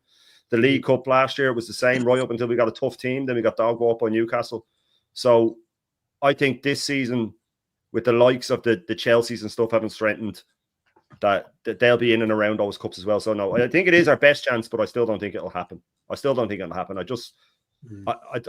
have it in. But I will just add this in. It's been a bit off it, but if Chelsea were to win 2 trophies this year, even if it was both cups, they'd have as many trophies as Arsenal. We wouldn't be the 3rd most successful team in England anymore. A record that stood for nearly 100 years, Kenny, about there and thereabouts. So we've been the 3rd. So that could be Arteta's legacy. That he finally threw away a 100-year record and made us not the 3rd most successful team in England anymore, and not the most successful team in London anymore. London, That'd be a fine way for him to finish it. We'll love that, innit? It's a madness. It's a madness. Let's do last couple of super chats, and then I'll go for one more question. Where are we? DTK says reality is the new Arsenal fans value league finish and wins and draws versus the big 6 teams more than trophies. Chelsea in our mud period still made finals. Papa Pincus, keep up the great content, fellas. I've no idea if that actually is Matt or not, but you know, fair play. Big up to you, bro. If it is you, big up for the super chat. Much appreciated. Look, the last question for me is quite simple, really, and I'm going to ask it to everyone. I'm not going to put it up on screen. I've got to be honest. I'd love to try and end on a positive note because it has been a bit doom and gloom. But I can't really, because I can't be fake. I can't say, look, you know, guys, it's only 3 games in. We're still going to win trophies end of the season. I'd love to be real when I say that and truly believe it. But DJ, I'll start with you because you haven't had a proper question yet. I was going to ask, do you think we're going to win a trophy? But it kind of comes off the back of what we've just been discussing in relation to domestic trophies. But I suppose my question is, do you think this manager is going to last past this season? I suppose that's a realistic question, because that goes down not just to do you think we're going to win a trophy? That comes down to, you know, the ownership, the board, the fan base itself. Do you think that we're all going to be on the same level and we're all going to say enough's enough if it doesn't go well? Or are we all going to get to the end of the season and go, he's got to stay because he's just won us the Premier League or the Champions League? I think that's the best way to end the show, mate. Go on. I think, as I said, I said round about Christmas, they'll assess it, see, depending on where we are. I mean, if we're sitting 4th and 5th, 9-10 points off the top, we're not, the football ain't been the football's not been very, very good. They'll assess it then, depending on what managers are circulating at the time. If he delivers the Premiership, I think it'll buy him I think it'll buy him more time. I think it'll buy him more time, but then it could go another. I don't think it'll be another 4 or 5 years. If it does, I think it'll only buy him another year or so, and then it'll be a change anyway. Because, as I said, everything has its natural progression. You know, but yeah, I think they could pull the plug by Christmas, because then they could turn around and say, right, we'll get this guy in now. This is who's available. We'll get him in now. We'll see what we can get out the rest of the season, and then we can hit the ground running beginning of next season. But if he does win the Premiership, then I think it will probably give him more time. I think that's what he's got to do. He's either got to win one of the big ones or he's gone. And I think he knows that, and I think the owners are aware of that. Whether it's the right thing or the wrong thing, I would still have him gone. Personally, I think his time's up. I don't think he can continually win trophies. I don't think he's not going to be that sort of manager where he wins a Premiership and then the following year he wins an FA Cup, Domestic Cup double, Champions League final. I don't think he's that sort of manager. I think he's a one-off manager. And at the moment, he ain't even got a one-off. So, yeah, we'll have to wait and see. Does anyone think if he won a domestic cup and come second, that he would stay still then? As long as he wins something. I think that'll give him time, Dan. Because I think for us, I want to change, but I think what it is, to the people who are beginning to lose a bit of faith, who had a lot of faith in Mikel Arteta, I think they will look at depends on the situation, because you know, like when you win a trophy and it's a final Wembley and everyone's got this feel good factor. I think the feel good factor tends to keep managers in jobs. It did with Arsene, the kind of feel good factor. If you look at a lot of his counterparts amongst the top 6, 9 out of 10 times with the exception of probably Ten Hag, he had kept a trophy's kept him the job. But yeah, I think with this guy, Spurs last season, Kenny. Legal bus, he's got to go. But I just know deep down, it'll be a case of just one more season to win the league because he's shown he can at least he's ended that trophy drought. But for me personally, I just think he's come to a natural end. I don't think it's whether I like him or not. I just think that he's taking his team as far as it can go. The team can go far, but not with him at the helm. I think he's done. I think he's exhausted it now. I think the players really need to hear a new voice, especially Saka, especially Saliba, and maybe Martin Odegaard as well. And Rice. Yeah. I agree. Ethan. They're ready for a new manager. They're ready for a slot. They're probably waiting for a Nagelsmann or any of these younger managers who can do something different. A more attacking manager. They're ready for it now. Yeah. Cesc Fabregas, Kenny. The bed makes itself. In terms of his tactics, the players are so tuned into what he needs. The bed makes itself. The car drives itself. The shoes are already on the feet. They need something else now. Yeah. You know what I mean? Facts. Look, I've got to be honest. I don't think there's anybody that disagrees that if he doesn't win anything this season, it's quite obvious what happens. I think I've said this before, and I think me and Lee are probably the only two that have said this as in League Gunner. If he was to win an FA Cup or a Carabao Cup, and he goes and takes to the last game of the season, and we fall short, I'm not going to hate people that think he should go, but I think at least what he's done is one thing can show he can win something with his team and install winning mentality. That doesn't mean he gets 5 more years by any means. But I would also appreciate why people would say, well, that ain't good enough, mate. He's won an FA Cup in 6 years, or 2 FA Cups in 6 years. Let's not forget the one he did win. That still isn't enough. So I think that's kind of where I think we're at. I think we're all on the same. I wish it was more of a positive ending. But, we are where we're at. And if we Dan, as I've said in other shows, there's 2 scripts. One of them's in the cutting room floor, unfortunately. Like we've had like the show, but we had to delete everything because the result didn't go away. If we had won this game, I promise you, everyone will say we're going to win the league. Yeah, not me. Not us, but I'm talking about other people. Remember, when I talk about this panel, I know there's realism there and there's rational. Yeah. There's no kind of like insanity, but where there's insanity, where people back Mikel incessantly, they already understand us. They might as well told the bookies to play us out. Can I just say something? Because I've got to go because I'm going live on my channel shortly. People are saying it's all a little bit negative because it's only 3 games in. This is a build up. This ain't just about the 3 games this season. What you saw Sunday is evident what we've been seeing quite often over the last 6 years. This ain't something new. I know we're only 3 games in, but this ain't about these 3 games. This is factual based evidence of what we can see with this manager doing and how he's performed. So I know it's only 3 games in and everyone's like a little bit down, but what I'm trying to say is this has been going on for more than 3 games. This was going on pre-season. You had evidence there pre-season. You have evidence there against Man United in the first game. You have evidence at home 0-0 against Everton last season. Some of the matches we played at the Emirates last year was absolutely appalling. So this ain't just about 3 games. This has been building up for quite some time. No, here, DJ. Honestly, the amount of people that have said to me, come on, it's only 3 games in. No, I get that. That's for this season. But this isn't like this manager's only had 3 games. Off the back of some unsuccessful seasons. Let me do these last 2 supers and we're going to wrap up. Conrad says, question for Jez and Kenny. Do you think that Saka and Saliba's agents could have a say in Arteta's fate if they wanted to push the issue? I'm not sure about that, to be honest. I think the only option will be... Go on, Kenny. Go on. I agree with you.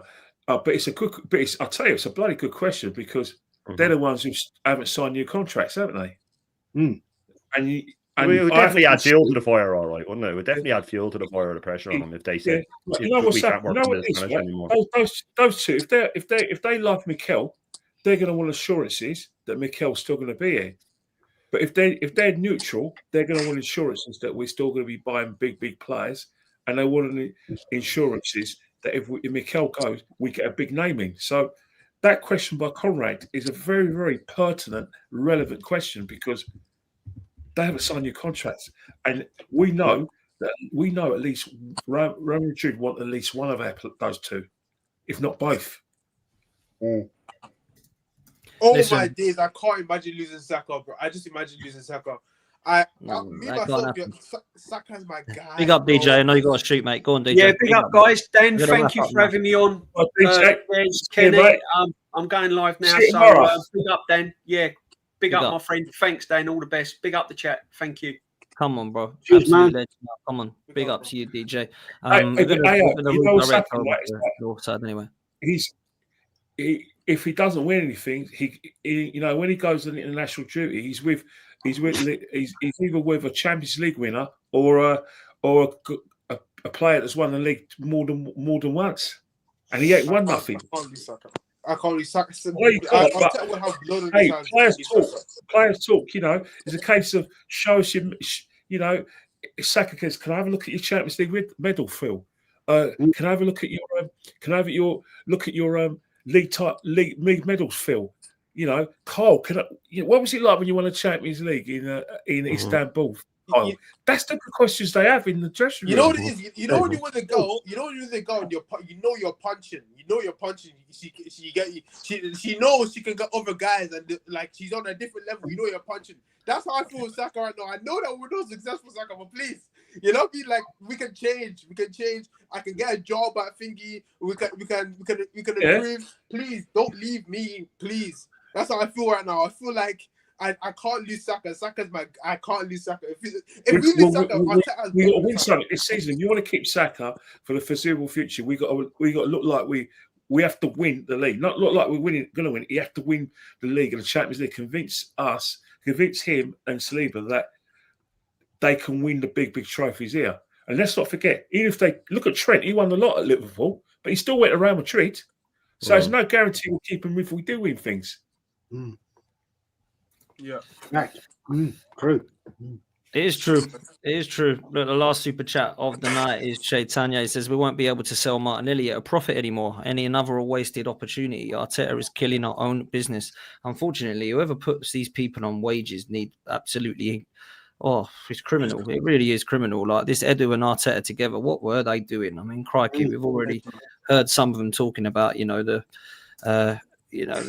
fact that they're all on ridiculous wages. But my goodness, I can't believe what I'm seeing, if I'm honest. But anyway, that's that. Listen, man, Kenny Ken on Instagram. What you got coming up, Kenny? I'm with DJ Beat tomorrow, and then I'm going to be, unlike you guys, I'll be watching the England games because I love international football. Because as I said, the World Cup and the European Championships is not an invitation-only tournament. You have to qualify, and without these qualifiers, there'll be no World Cup for you to watch this June. There we go. Kenny is a big international fan. You know what, Kenny? I love Kenny dearly, but he, when you like international football and cricket, you have to question yourself personally. But anyway, that's me. What you say?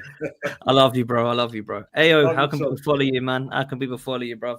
Yeah. So yesterday I had a bit of complications with my name, so I put it there. That's my name right there. You guys can follow me. Yeah, I'm gonna try. Maybe one day I'll make a channel as well. I don't know. Hopefully, maybe one day if people we can relate to what I'm saying or like what I'm saying. Maybe one day I'll make a channel or something consistent videos. Yeah, definitely, bro. Get yourself on TikTok and YouTube. Us guys will help you out anytime, bro. So big up to you, man. Thanks for coming on. Appreciate you. Big up, Jez. What you got coming up? I'm going on North Sides tonight at 10:30, late night show. That'd be fun.